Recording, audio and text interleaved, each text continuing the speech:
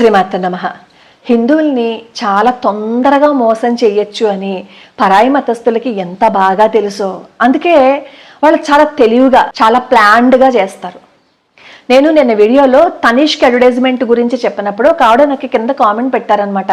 తప్పే ఉందమ్మా, హిందూ కోడలికి ముస్లిం అత్తగారు సీమంతం చేశారు, తప్పే ఉంది, చాలా చూస్తే చాలా ఆనందంగా అనిపించింది కదమ్మా అని చెప్పి కామెంట్ పెట్టారు. ఏ అడ్వర్టైజ్మెంట్ అలాగే ఇవ్వాలా?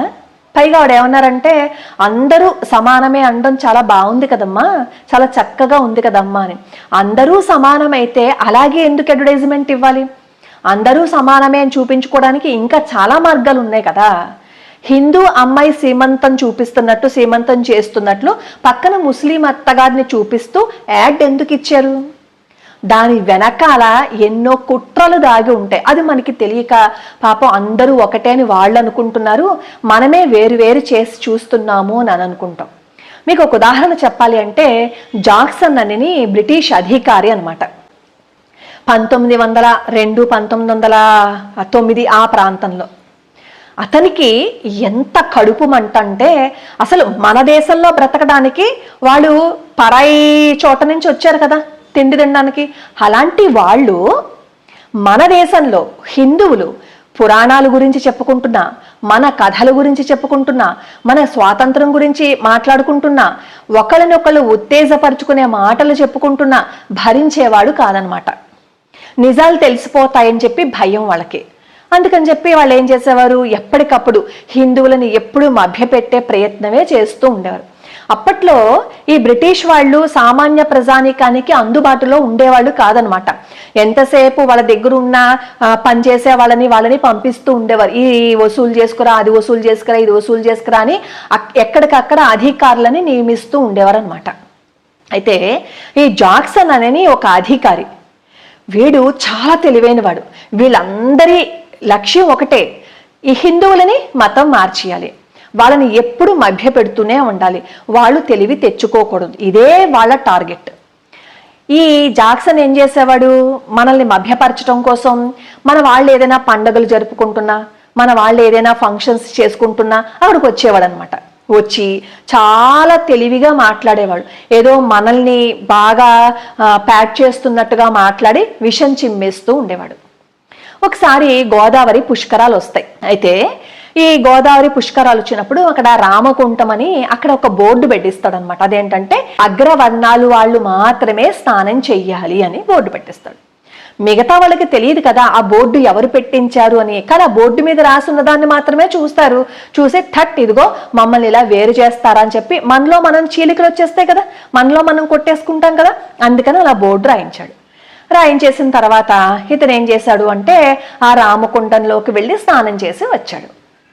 అక్కడ ఉన్న వాళ్ళందరూ అడుగుతారు, అయ్యా మీకేమో నమ్మకం లేదు కదా, మరి మీరెందుకు అక్కడికి వెళ్ళి స్నానం చేసి వచ్చారు అని చెప్పి అడిగితే అతను అంటాడు, నేను క్రిత జన్మలో వేద బ్రాహ్మణుడిని, వేదం చదువుకున్నాను అని చెప్పి సంస్కృతం మాట్లాడతాడు అనమాట. ఈ జాక్సన్కు ఉన్న ప్లస్ పాయింట్ ఏంటంటే ఇతనికి మరాఠీ వచ్చు, సంస్కృతము వచ్చు. వాళ్ళని ఎప్పుడు సెంటిమెంట్ మీద కొట్టేవాడు. అప్పట్లో చాలా మంది సెంటిమెంట్ మీద కొట్టేసి అమాయకులైన హిందువులని చేతిలో పెట్టుకుని వాళ్ళనే ఆయుధాలుగా చేసుకునేవారు అనమాట. కొంతమంది అమాయకులైన హిందువులు నమ్మేసి, అవునా మీరు నిజమే, మీరు సంస్కృతం మాట్లాడుతున్నారు, మాకు సంస్కృతం రాదు అంటే మీరు క్రిత జన్మలో వేద బ్రాహ్మణుడే, నిజమే అని చెప్పి పాపం నమ్మేసేవారు. దానికి తోడు ఈ జాక్సన్ ఏం చేసేవాడు, మన పురాణాలు ఇవన్నీ చదివేవాడు అనమాట. చదివి రంధ్రాన్వేషణ చేసేవాడు. మన పురాణాలు అవన్నీ చదివాడు అని అనుకోండి, ఆటోమేటిక్గా నమ్మేస్తారు కదా, ఇతనికి సంస్కృతం వచ్చు, మన పురాణాల్లో విషయాలు కూడా చెప్తున్నాడు అంటే నిజమే, మన మంచి కోసమే ఇతను చెప్తున్నాడు అంతే తప్ప ఇతను చెడ్డవాడు కాదు అని ఈ జాక్సన్ని నమ్మేశారు. ఇప్పుడు శత్రువు ఎదురుగుండా కత్తి పట్టుకుని వచ్చాడు అనుకోండి, అతని వల్ల మనకి తెలిసిపోతుంది ప్రమాదము అని. కానీ ముసుగు వేసుకున్న ఇలాంటి శత్రువుల వల్ల చాలా ప్రమాదం, చాప కింద నీరులాగా మొత్తం ముంచేస్తారు. ఈ జాక్సన్ చేసింది అదే. మనలో మనకే విభేదాలను సృష్టించి మనలో మనమే తగులాడుకునేటట్లు చేసేవాడు.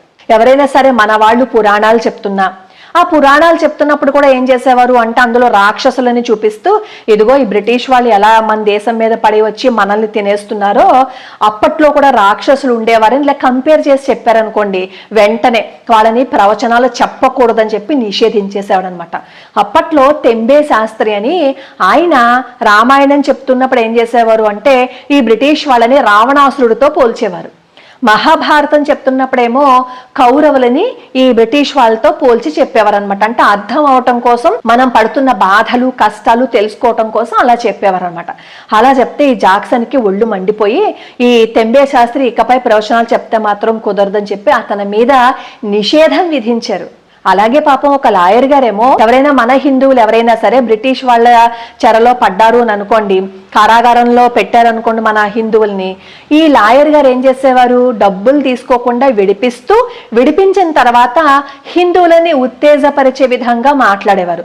అలా మాట్లాడుతున్నారు అని చెప్పి ఆ లాయర్ గారిని జైల్లో వేసేస్తారు. ఆయన్ని ఎన్ని హింసలు పెట్టారో పాప, ఆయన బయటికి రాకుండానే ఆ కారాగారంలోనే ప్రాణాలు కోల్పోతారు. ఇలా ఎవరు మన దేశం గురించి మాట్లాడినా, మన ధర్మం గురించి మాట్లాడినా, బ్రిటిష్ వాళ్ళ వల్ల మనం ఎంత నష్టపోతున్నాము అని చెప్పి మనలో అవేర్నెస్ తీసుకురావాలని ప్రయత్నించిన వాళ్ళందరినీ కాలరాసేసేవారు, వాళ్ళందరి మీద నిషేధాజ్ఞలు విధించేవారు అనమాట.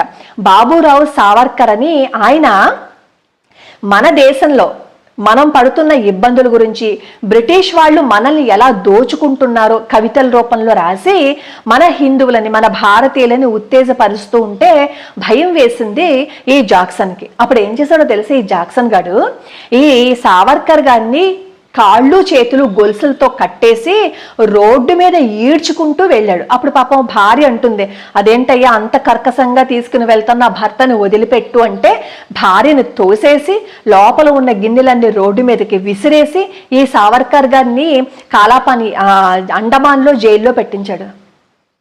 అంటే ఎప్పుడూ హిందువులు చీకట్లోనే ఉండిపోవాలి, వాళ్ళు ఏ విషయమూ తెలుసుకోకూడదు.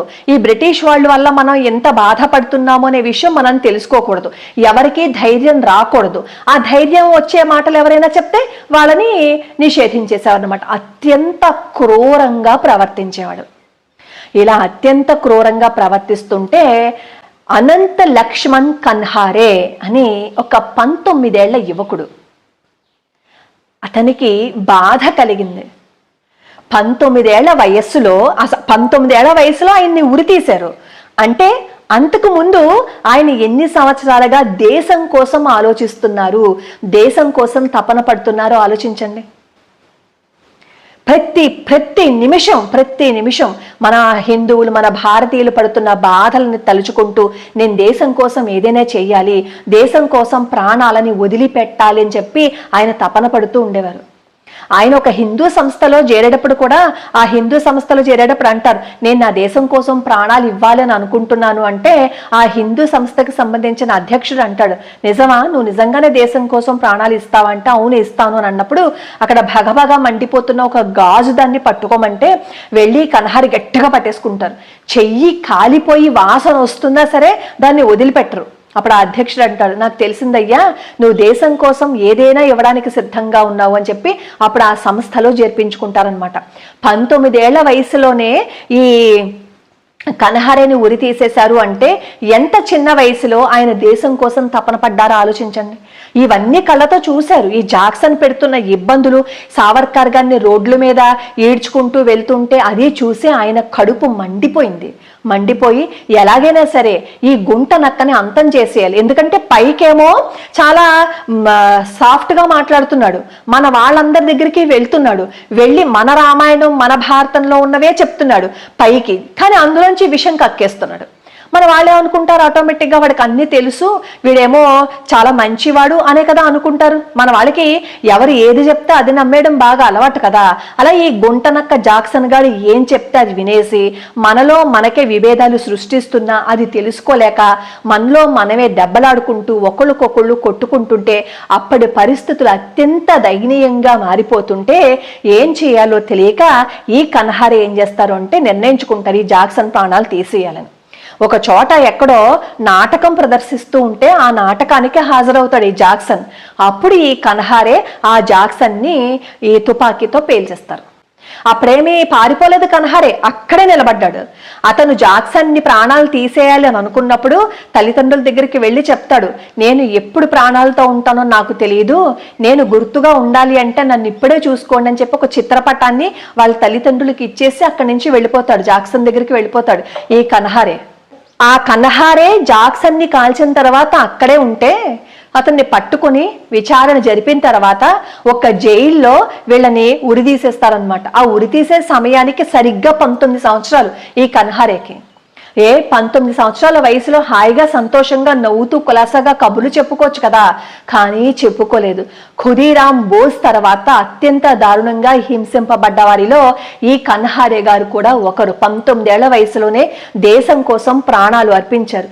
ఎందుకు దేశం కోసం ప్రాణాలు అర్పించారు? ప్రతి క్షణం మన సంస్కృతిని, మన భారతదేశం యొక్క ఆత్మ గౌరవాన్ని చాలా కించపరుస్తూ మాట్లాడుతూ ఉంటే, మన హిందువులు కాస్త అన్ని విషయాలు తెలుసుకుంటుంటే ఈ చీకట్లోనే మగ్గిపోయేలా చేస్తున్న జాక్సన్ని అంతం చేసేయాలని అనుకున్నారు ఈ కన్హారే. ఎందుకు అంటే ఇతను చాప కింద నీరులా మన అందరినీ మభ్యపెట్టేస్తున్నాడు. మన వాళ్ళందరూ పాపం అయోమయంగా అయిపోతున్నారు, ఏది నిజమో ఏది అబద్ధమో తెలుసుకోలేకపోతున్నారు. అలాంటి వాడిని తుదముట్టించాలి అని అనుకున్నారు. ధైర్యంగా అతని ప్రాణాలు తీసేశారు. అది కదా దేశభక్తి అంటే.